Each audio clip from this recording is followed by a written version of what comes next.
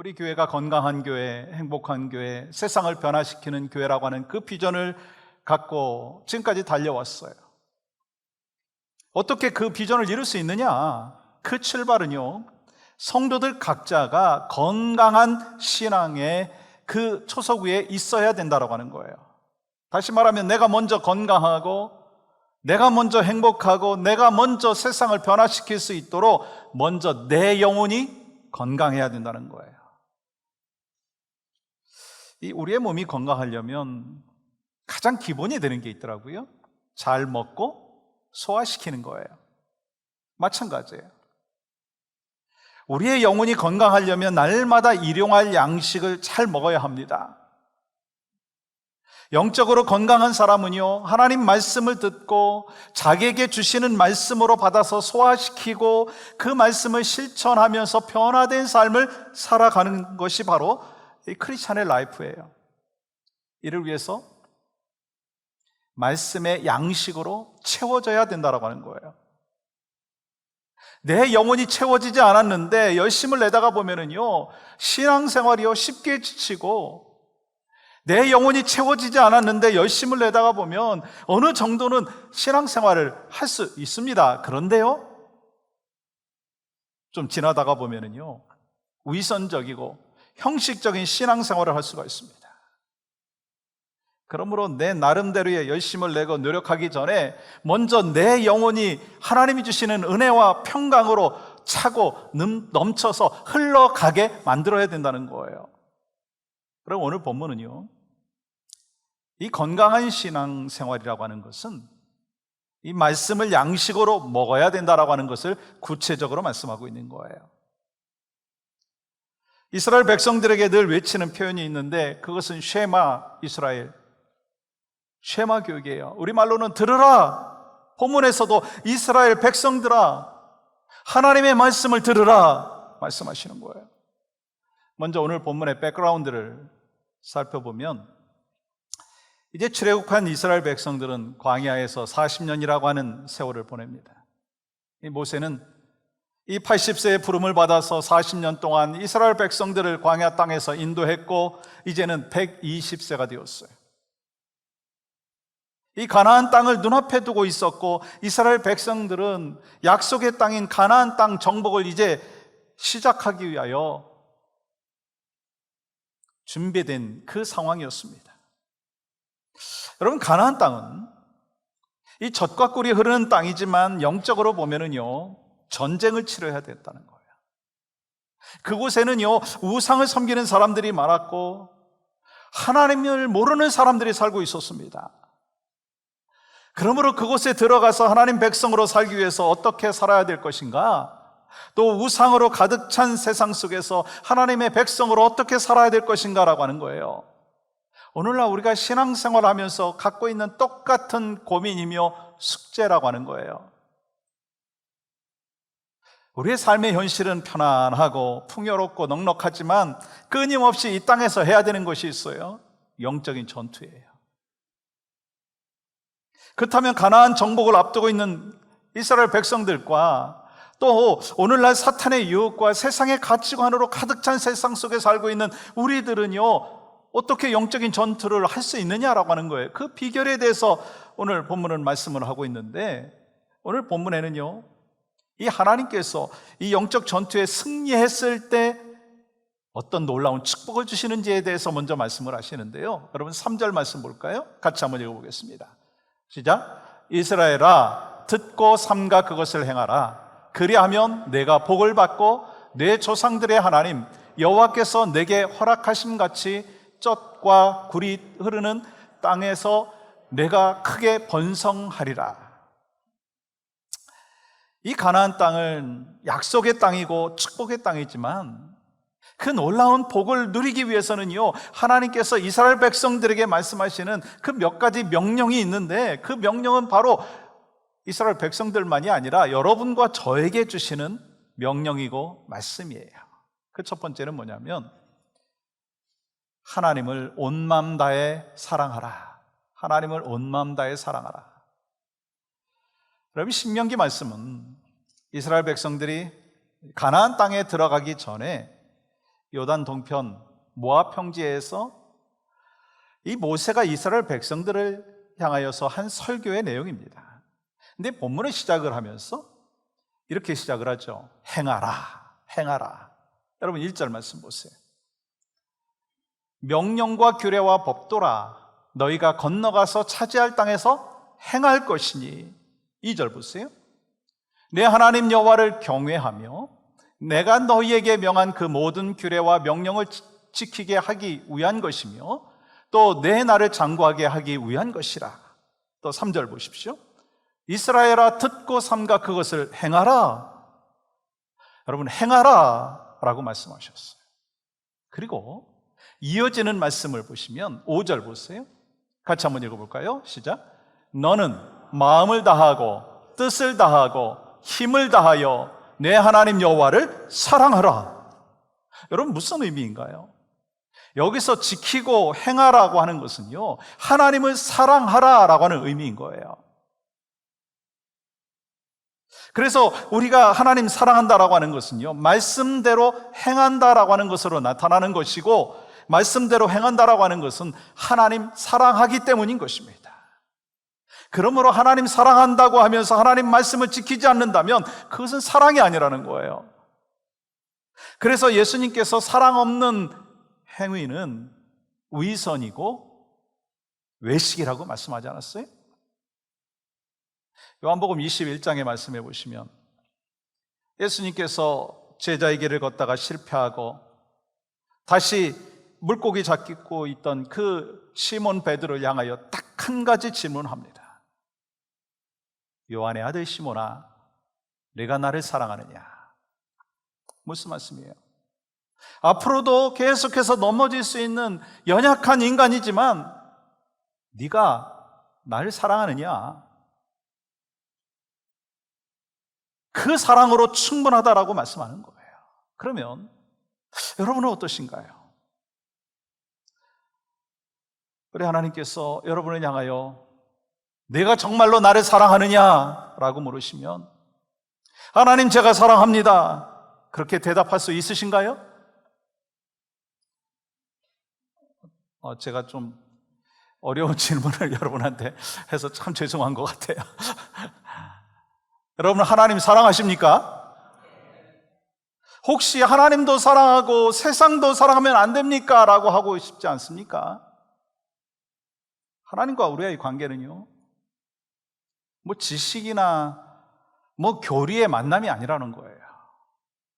하나님과 우리의 관계가 가장 중요한데 그 관계는요, 사랑이라는 거예요. 그래서 먼저 하나님을 위해서 무언가를 하려고 하지 말고 하나님 사랑하고 있느냐, 그걸 점검해야 된다는 거예요. 그러면 여러분 어떻게 하나님 사랑하나요? 예수님께서 이 다음과 같이 말씀을 하셨어요. 요한복음 14장 31절 말씀 볼까요? 이렇게 기록되어 있어요. 나의 계명을 지키는 자라야 나를 사랑하는 자니. 하나님의 말씀을 지키고 하나님 말씀에 순종하는 자가 하나님을 사랑하는 자다라고 말씀하는 거예요. 그래서 예수님께서는요, 나를 사랑하면 내 말을 지킨다고 말씀하시는 거예요. 다시 말씀드리면 예수 그리스도께서 우리에게 주신 말씀을 지키는 것이 예수님을 사랑하는 것이다 라고 하는 거예요. 여러분 당연한 거 아닌가요? 가정에서도 부모님 사랑하면은요, 우리는 부모님 말씀을 듣고 순종하게 되어 있어요. 또한 우리가 자녀를 사랑하니까 자녀가 뭐 부탁을 하면 막 들어주잖아요. 물론 이 나쁜 짓을 하겠다고 하고 잘못된 길을 가고 있는 것을 알게 되면 안 들어주죠. 왜요? 자녀를 사랑하기 때문에. 마찬가지예요. 우리가 예수님 사랑하면 예수님 말씀을 지키게 되어 있습니다. 그러므로 우리는 중요한 한 가지 사실을 깨달아야 될 것이 있어요. 사명보다 사랑이 우선이다.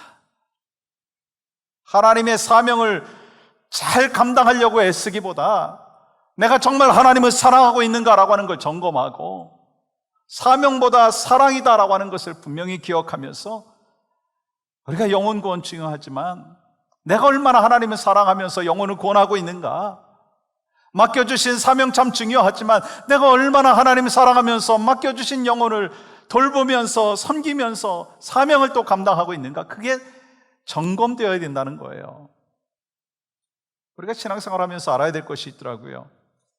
하나님께서는 우리에게 얼마나 봉사를 많이 하고 있는가, 얼마나 많은 훈련을 받고 있는가, 그것보다 더 중요한 것이 있다고 말씀하시는 거예요. 내가 얼마나 하나님을 사랑하고 있는가라고 하는 것이 더 하나님의 관심이에요.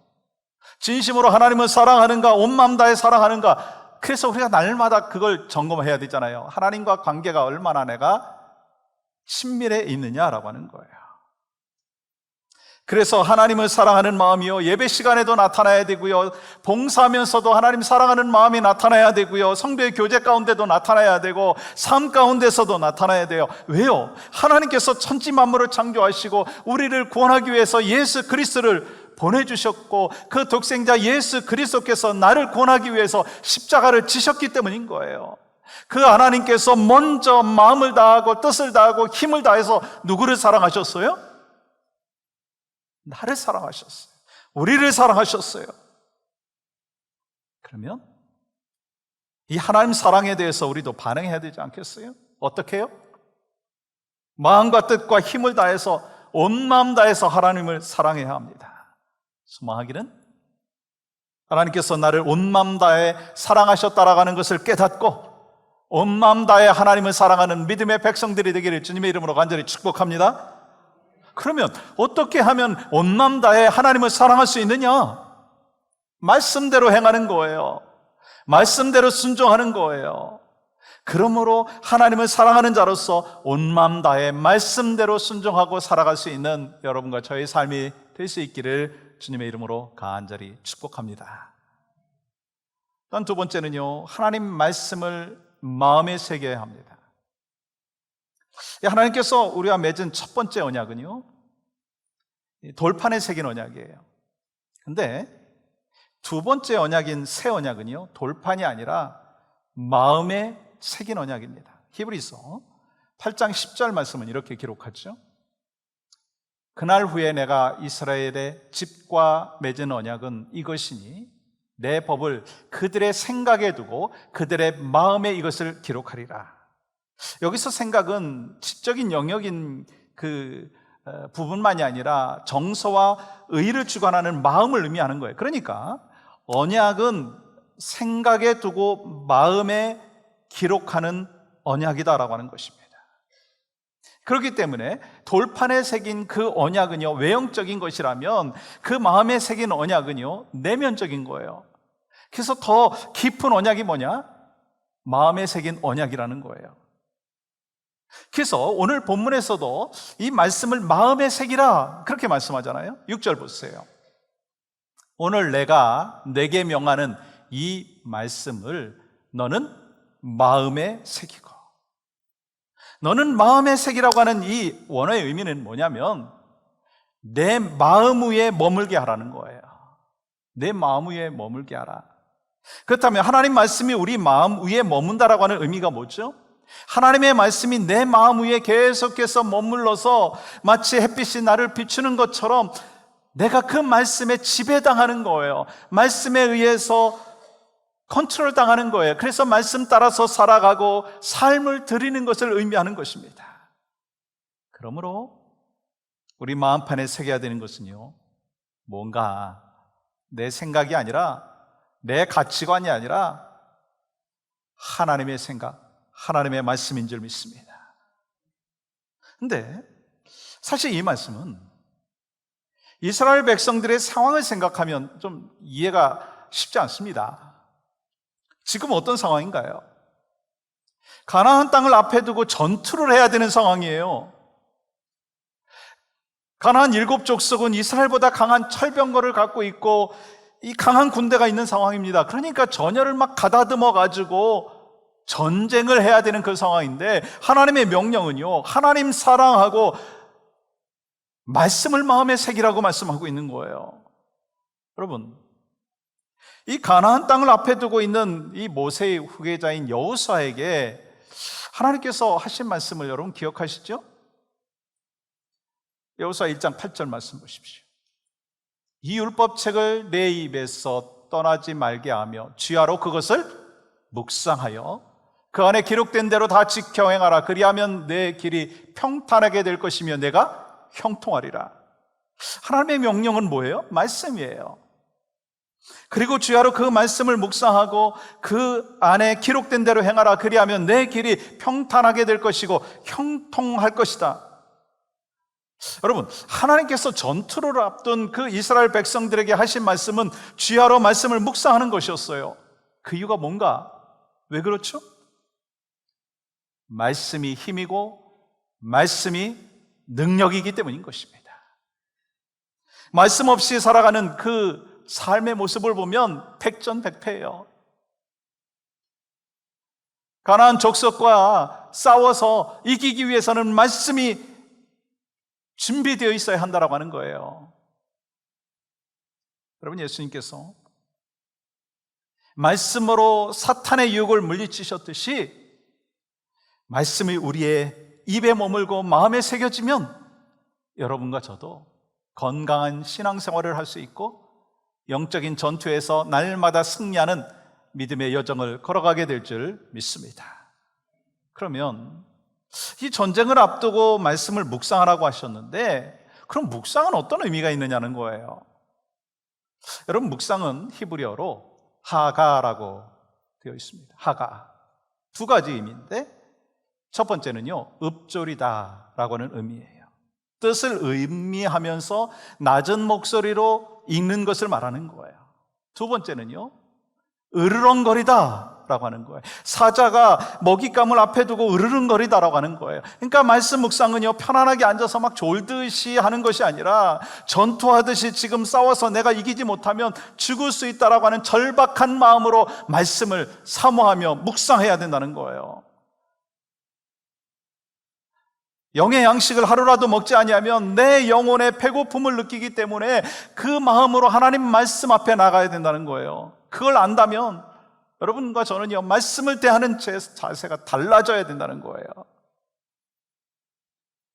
전 목회하면서요, 성도님들을 이렇게 뵈면서 발견하는 게 있어요. 하나님 말씀에 대한 지식이 부족해서 순종하지 못하는 것이 아니더라고요.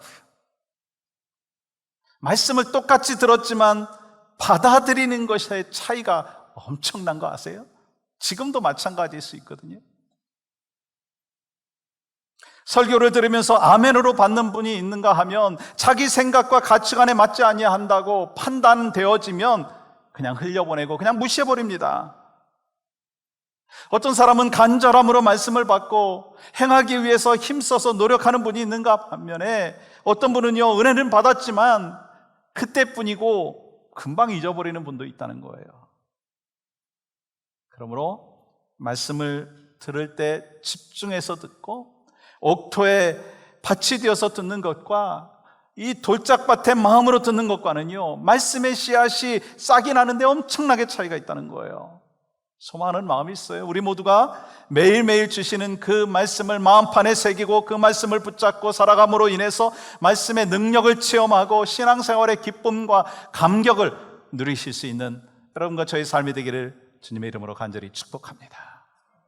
또 한 가지는 하나님의 말씀을 부지런히 가르치라. 하나님께서는 자녀와 다음 세대에게 말씀을 가르치라고 하시죠. 그러면 우리가 다음 세대에게, 자녀들에게 어떻게 말씀을 전해야 될까? 오늘 본문 7절에서는 아주 중요한 단어를 말씀하고 있습니다. 내 자녀에게 부지런히 가르치라. 부지런히. 자녀들에게, 다음 세대에게 부지런히 가르치라고 하는 거예요. 하나님의 말씀을 한두 번 가르치는 것이 아니라, 어느 시기에만 가르치는 것이 아니라 매일 매 순간 어느 곳에서든지 전하라고 말씀하는 거예요. 언제 전하라고 말씀하십니까? 집에 앉았을 때, 길을 갈 때, 누워있을 때, 일어날 때, 한마디로 말하면 언제든지 말씀을 강론하라. 즉 언제든지 하나님의 일에 대해서 이야기하라 말씀하는 거예요. 근데 가만히 보니까 우리의 삶의 영역 가운데 어느 한 부분도 우리의 신앙과 연관되지 않은 부분이 없더라고요. 교회에서만 신앙과 연관된 게 아니라는 거예요.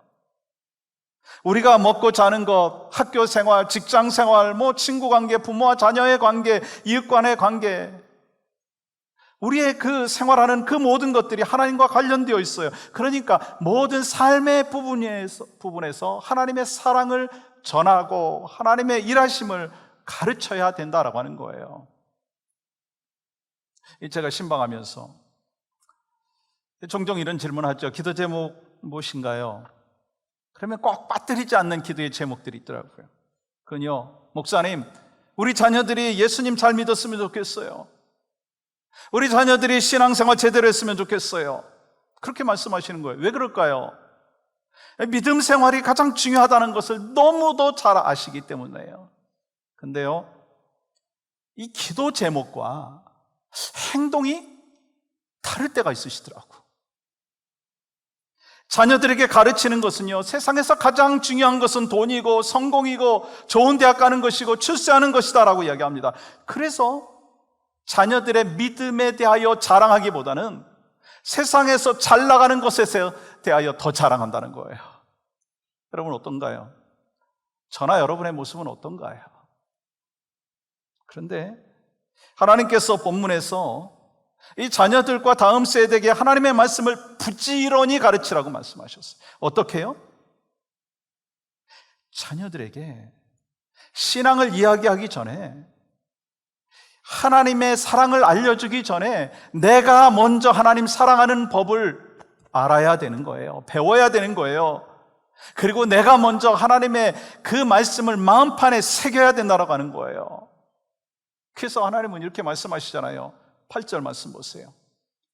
너는 또 그것을 내 손목에 매어 기호로 삼으며 내 미간에 붙여 표로 삼고. 손목에 매어 늘 보라는 거예요. 미간에 붙여 표를 삼으라. 그래서 거울을 볼 때마다 보게 하라는 거예요. 그리고 9절 말씀은 이렇게 기록합니다. 또 내 집 문설주와 바깥문에 기록할지니라. 집을 드나들 때마다 하나님 말씀이 지배하도록 모든 환경을 만들라는 거예요. 말씀 안에 살고 부지런히 말씀을 가르치라는 거예요. 여러분, 하나님의 말씀을 가르치는 것이 얼마나 중요했으면 이렇게까지 말씀하셨겠어요? 오늘날 정부의 홍수 시대에 우리가 살고 있습니다. 우리가 정말 하나님 말씀을 아무리 가르쳐도요, 우리의 자녀들은, 다음 세대들은요, 세상 정보에 막 파묻혀서 하는 거예요. 홍수 속에 살아가는 거예요. 그러므로 이 세상의 지식을 이기고 하나님의 말씀을 깨우치고 하나님 말씀으로 중심으로 살게 하기 위해서는요, 우리가 어떻게 해야 되느냐면 정말 부지런히 가르쳐야 된다는 거예요. 교회에서도 부지런히 가르치고 가정에서도 부지런히 가르쳐야 되는 거예요. 그런 교육학에서 이렇게 얘기합니다. 문제 자녀는 없다. 문제 부모만 있을 뿐이다. 되게 이 부모님들이 생각하기를 자신의 그 자녀들은 문제가 없는데 친구 잘못 만나서, 누구를 잘못 만나서 문제가 있다 그렇게 생각을 하죠. 물론 그런 경우도 있죠. 근데요, 자녀들은, 또 다음 세대들은 부모가, 그리고 기존 세대들이 얼마나 하나님을 사랑하는지, 어떻게 예배하는지, 어떻게 기도하는지, 어떻게 헌금 생활하는지, 어떻게 봉사하고 충성하는지를 보면서 부모의 살아가는 그 모습을 그대로 따라 살아간다는 거예요. 그래서 자녀는 부모의 호흡까지도 담는다라고 하는 얘기가 있어요. 그렇기 때문에 부모님들은요, 자녀들을 교회에 나가게 하는 것, 그것이 책임을 다했다 생각하시면 절대로 아니라는 거예요. 물론 교회에서도 최선을 다해서 자녀들을 양육합니다. 그러나 가장 중요한 것은요, 부모님들께서 자녀들에게 바르게 가르치고 바르게 갈 수 있도록 늘 부지런히 가르쳐야 된다는 거예요. 부모님들은요, 자녀들에게 하나님의 말씀을 전해야 되고, 또 우리 자녀들은요, 부모님의 언어나 그리고 행동이나 삶을 통해서 이 하나님을 배워나가야 된다는 거예요. 그리고 오늘 주님께서 특별하게 한 가지를 말씀하시는 그 단어를 꼭 기억하십시오. 부지런히 가르치라. 부지런히 가르치라. 여러분은 이 자녀들과 손주들과 부지런하게 보내는 시간이 어떤 시간인가 한번 점검해 보시기 바랍니다. 이 자녀들의 앞날을 위해서, 미래의 고민을 위해서 때로는 자녀들과 말다툼하는 시간으로 부지런하지 않느냐는 거예요. 오늘 주님은 우리에게 말씀하고 계십니다. 자녀들과 함께 부지런하게 하나님의 말씀을 나누라. 이건 누구도 예외가 아니라고 말씀하는 거예요. 우리가 잘 아는 성 어거스틴, 한참을 방황했잖아요. 근데 어머니 모니카의 기도로 인해서 하나님을 만나는 은혜가 있었어요. 그러니까 뭔 얘기냐면, 하나님의 말씀을 가르치는 데는요, 나이가 문제가 아니라는 거예요. 나이가 어려도요, 그리고 나이가 들었어도 가르쳐야 되고, 그건 주님 앞에 가는 그날까지 가르쳐야 되는 거예요. 여러분 가운데 어떤 분들은 그런 생각들을 하십니다. 기도하면 될 것이다. 물론 기도하면 됩니다. 그런데요, 기도만 하지 마시고 하나님의 일하심을 내가 경험했다면 그 간증을 나누시는 거예요. 아유, 목사님 40 넘었어요. 50 넘었어요. 그래도 가르치셔야 돼요. 그게 하나님께서 우리에게 맡겨주신 사명이라는 거예요. 자녀들은요, 잔소리같이 여길 수도 있지만, 그러나 그 잔소리가요, 언젠간 하나님께서 주시는 음성으로 들릴 때가 있을 것입니다. 그러니까 때를 얻든지 못 얻든지 우리가 다음 세대에게, 우리 자녀들에게 말씀을 가르쳐야 돼요. 저는 참 감사한 게 우리 교회가 다음 세대에게 말씀을 잘 가르치는 교회로 지속적으로 서 있기를 원하고, 또 우리 모든 성도님들이 그 마음을 갖고 우리 자녀들에게 말씀을 날마다 가르쳐야 되는 거예요. 삶으로 가르쳐야 되는 거예요. 어떻게 가르쳐야 된다고요? 가장 힘있고 능력 있는 가르침인데, 그것이 뭐냐면, 저를 한번 따라해 보시겠어요? 삶으로 가르치라. 우리는 이 가정에서 막 인터넷 하는 부모, 막 요리하는 엄마, 열심히 일하는 아빠의 모습을 보여주기는 하지만, 성경 읽는 부모의 모습, 기도하는 어머니, 아버지의 모습을 얼마나 보여주고 있느냐는 거예요. 이제 우리는 우리 자녀들과 다음 세대에게 크리스찬으로서 가장 아름다운 모습을 보여줄 수 있기를 원합니다. 사랑하는 여러분, 여러분과 제가 하나님을 사랑하고 있는지, 온 마음 다하여 사랑하고 있는지, 하나님의 말씀을 마음판에 새기고 부지런히 가르치는 삶을 살고 있는지 되돌아보자라고 하는 거예요. 지금까지 우리가 세상의 것들을 더 사랑하고 그것을 얻기 위하여 더 힘썼다면, 이제 온 마음 다하여 하나님 사랑하고 하나님의 말씀을 마음속에 새기면서 부지런히 가르치는, 그러므로 하나요, 여러분과 저의 영혼이 하나님 말씀으로, 하나님의 은혜로 차고 넘치게 됨으로 인하여 우리의 자녀들과 다음 세대에게, 그리고 온 세상에게 하나님의 능력과 은혜를 전할 수 있기를 원합니다. 여러분과 저의 삶과 가정과 교회의 말씀이 차고 넘쳐서, 은혜가 차고 넘쳐서 여러분과 저의 삶을 통해서 가정과 교회와 다음 세대가 하나님의 말씀으로 풍성케 되어지는 은혜가 더욱더 넘치는 복된 가정과 교회 될 수 있기를 간절히 소망합니다.